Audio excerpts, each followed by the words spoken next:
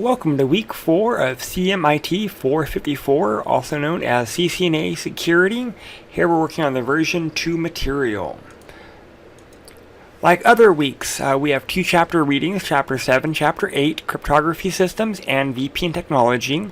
Also, start reviewing the CCNA Security paper requirements, as that's going to be due fairly soon. I'm going to be doing separate PowerPoints explaining the requirements, just as an FYI.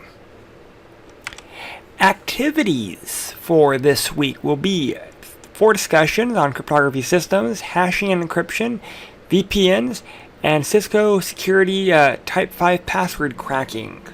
We have 2 labs back from Chapter 4, configuring IPv6 ACLs, and zone-based policy firewall functions. You should be working on 2 chapter exams this week, Chapter 7 and Chapter 8. If you have not completed previous chapters, try to get those completed as well. If you're having any issues with your account, please reach out and let me know. I look forward to working with you and seeing you in the discussions. Have a great week.